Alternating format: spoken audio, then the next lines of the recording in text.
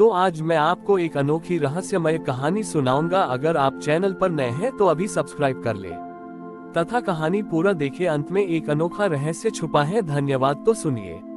ये कहानी सुदूर दक्षिण के एक तटीय गांव की है जिसका नाम था लवणपुर। यहाँ के लोग समुद्र से नमक बनाने का काम करते थे।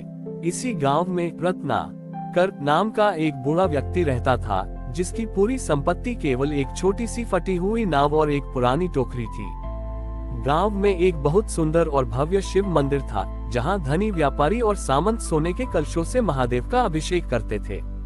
रत्नाकर भी महादेव का भक्त था, पर वह कभी मंदिर के भीतर नहीं जाता था। उसे लगता था कि उसके शरीर से हमेशा नमक और पसीने की गंध आती है जो मंदिर की पवित्रता को खराब कर देगी। रत्नाकर रोज समुद्र के किनारे जाता और गीली रेत से एक छोटा सा शिवलिंग बनाता। उसके पास चढ़ाने के लिए दूध या चंदन नहीं था। वह समुद्र की लहरों से जो छोटे छोटे पत्थर और टूटी हुई सीपियां शेल्स बहकर आती थीं, उन्हें ही इकट्ठा करता और शिवलिंग पर सजा देता। वह कहता, प्रभु, ये समुद्र के रत्न हैं जो उसने स्वयं आपके लिए भेजे हैं। मेरे पास तो बस यही भेंट है। एक बार राज्य में अकाल पड़ा और समुद्र का पानी भी खारा होने के बजाय कड़वा हो गया। नमक बनना बंद हो गया और गांव में भूखमरी छा गई। मंदिर के पुजारियों ने बड़े बड़े अनुष्ठान किए, पर कोई समाधान नहीं निकला। तभी नगर के राजा को स्वप्न आया कि समुद्र की गहराइयों में एक नीलमणि छिपी है जिससे यदि बाहर निकाला जाए तो राज्य का संकट दूर हो जाएगा। हजारों गोताखोरों ने प्रयास किया, पर समुद्र की लहरें उन्हें वापस फेंक देती थीं। तब रत्नाकर ने अपनी टूटी नाव उठाई। लोग हंसे। जब बड़े बड़े योद्धा हार गए तो ये बूढ़ा क्या करेगा। रत्नाकर ने अपनी नाव समुद्र में उतारी और डुबकी लगाई। वह बहुत गहरा गया, लेकिन उसे कोई मणि नहीं मिली। अंत में उसका दम घुटने लगा। उसने मन ही मन महादेव को पुकारा, प्रभु, मुझे मणि नहीं चाहिए, बस मेरे गांव वालों की भूख मिटा दीजिए। तभी उसे समुद्र के तल में वही पुरानी सीपियां और पत्थर चमकते हुए दिखे जो वह रोज शिवलिंग पर चढ़ाया करता था। उसने देखा कि महादेव स्वयं एक मछुआरे के रूप में वहां खड़े थे। उनके हाथ में कोई मणि नहीं थी, बल्कि रत्नाकर द्वारा चढ़ाई गई वही टूटी हुई सीप छोटी ईंटें थी। महादेव ने मुस्कुराते हुए कहा, ग्रेटर देन रत्नाकर, संसार जिसे कचरा समझकर फेंक देता है, तुमने उसे प्रेम से मुझे अर्पित किया। इन सीपियों में समुद्र की लहरों का संगीत और तुम्हारे हृदय की सरलता है। यही असली नीलमणि है। Greater than. जैसे ही रत्नाकर बाहर आया, उसके हाथ में मौजूद साधारण सीपियां दिव्य मणियों में बदल गईं। उन मणियों के स्पर्श से समुद्र का जल पुनः मीठा और शुद्ध हो गया। अकाल समाप्त हो गया। राजा और पुजारी रत्नाकर के पास आए और उसे स्वर्ण मंदिर में चलने को कहा। रत्नाकर ने नम्रता से मना कर दिया और कहा, महाराज, महादेव मंदिर की चारदीवारी में बंद नहीं है। वे तो समुद्र की लहरों में, रेत के कणों में और उन तुच्छ वस्तुओं में भी हैं जिन्हें हम बेकार समझते हैं। मुझे इसी किनारे पर रहने दें जहां मेरे महादेव हर लहर के साथ मुझसे मिलने आते हैं। उस दिन से उस गांव का नाम मुक्तापुर पड़ गया। ये कहानी हमें सिखाती है कि महादेव को प्रसन्न करने के लिए बहुमूल्य वस्तुओं की आवश्यकता नहीं है।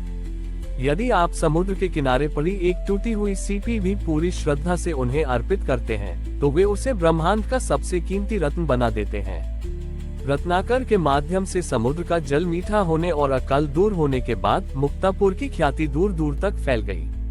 लेकिन इस चमत्कार की खबर जब पड़ोसी राज्य के लालची व्यापारिक संघ के अध्यक्ष कुबेरदास को मिली तो उसके मन में लालच जाग उठा।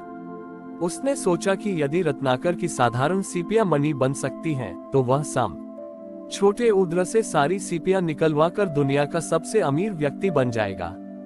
कुबेरदास अपनी बड़ी जहाजी बेड़े के साथ मुक्तापुर पहुंचा।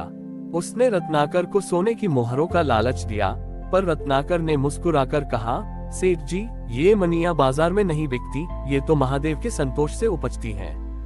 कुबेरदास ने अहंकार में आकर अपने गोताखोरों को आदेश दिया कि समुद्र के तल से एक एक पत्थर और सीपी निकाल ली जाए। हफ्तों तक समुद्र को खंगाला गया, हजारों टोकरियां भरी गईं, लेकिन वे सब साधारण पत्थर ही रहे। कुबेरदास क्रोधित होकर रत्नाकर की उसी रेत वाली जगह पर गया जहां वह शिवलिंग बनाता था। उसने पैर से उस रेत के शिवलिंग को खंडित कर दिया और चिल्लाया, कहाँ है तेरे महादेव? मैंने तो पूरा समुद्र छान मारा, मुझे तो कोई मणि नहीं मिली। जैसे ही शिवलिंग खंडित हुआ, अचानक समुद्र की लहरें शांत हो गईं। आकाश गहरा काला पड़ गया। रत्नाकर की आंखों में आंसू थे, पर वह शांत था। उसने कहा, सेठ जी, आपने सागर को तो छान लिया, पर अपने भीतर के मैल को नहीं देखा। महादेव को ढूंढने के लिए गहराई में नहीं, श्रद्धा में उतरना पड़ता है। तभी समुद्र के बीचों बीच एक विशाल जलस्तंभ खड़ा हुआ। उसमें से महादेव का वीरभद्र रूप प्रकट होने लगा, जिससे पूरी धरती कांपने लगी। कुबेरदास के जहाज तिनकों की तरह लहरों में फंस गए। कुबेरदास डर के मारे रत्न आकर के पीछे छिप गया। रत्नाकर ने आगे बढ़कर समुद्र की ओर हाथ फैलाए और प्रार्थना की, प्रभु इसे क्षमा करें, इसने केवल पत्थर देखे, आपको नहीं देखा। महादेव की वाणी समुद्र की गर्जना की तरह गूंजी।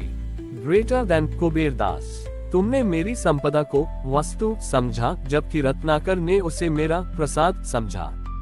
जो समुद्र को केवल लूटने आता है, उसे यहाँ केवल खारा पानी और पत्थर मिलते हैं, लेकिन जो यहाँ सेवा भाव से आता है, उसे मैं स्वयं मिलता हूँ।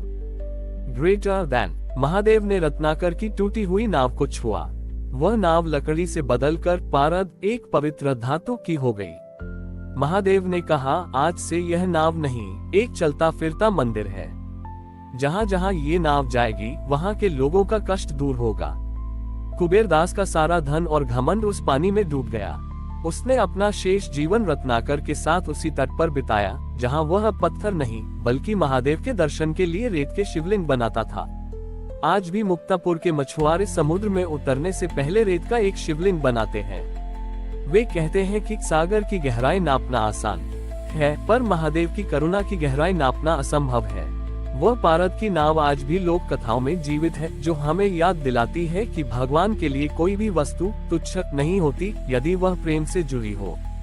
हमारी और भी आध्यात्मिक एवं अनोखी कहानियाँ देखने के लिए हमारे चैनल पर जाएं तथा धार्मिक एवं पौराणिक अनोखी कहानियाँ हमारे चैनल पर है। कृपया जाके देखें तथा हमारे चैनल को सब्सक्राइब करके रखें और वीडियो लाइक जरूर करें। धन्यवाद।